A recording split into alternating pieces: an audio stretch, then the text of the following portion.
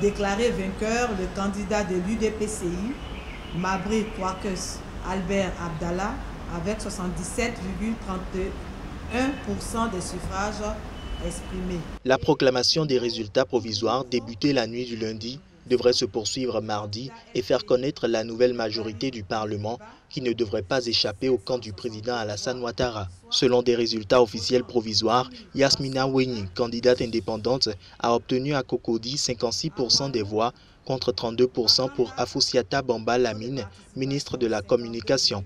Un duel présenté comme indécis dans le quartier UP de Cocody. Par ailleurs, Abdallah Albert Touakes Mabri et Yamien Konan, deux ministres ivoiriens limogés fin novembre en raison d'un désaccord au sujet des législatives de dimanche dernier, ont été réélus.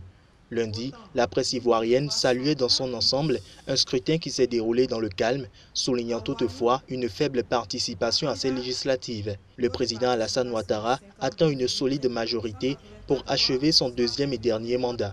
Ce scrutin est le premier de la nouvelle République ivoirienne après l'adoption d'une nouvelle constitution en octobre à l'initiative du président Ouattara.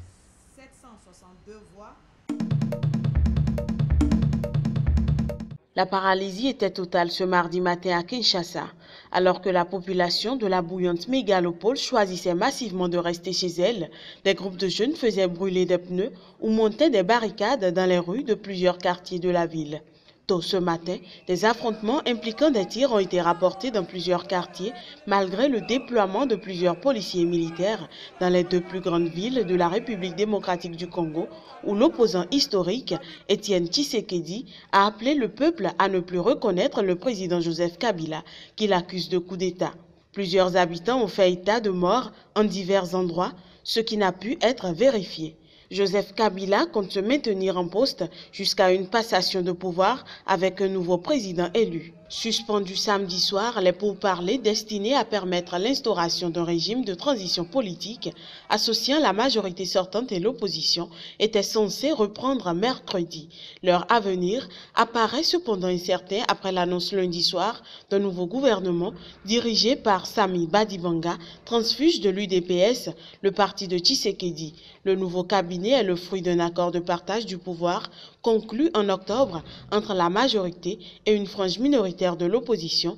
Le rassemblement exige de son côté, pour parvenir à un accord, qu'une date soit fixée pour la tenue de cette élection en 2017 et des garanties prouvant que Kabila ne cherchera pas à se représenter.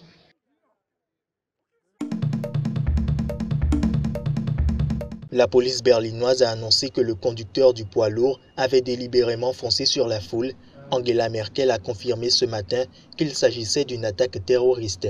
La chancelière, qui s'est dite horrifiée, choquée et très triste, a confirmé implicitement que le suspect arrêté la veille peu après les faits était un demandeur d'asile. Selon des médias allemands, il serait pakistanais ou afghan et serait arrivé en Allemagne cette année.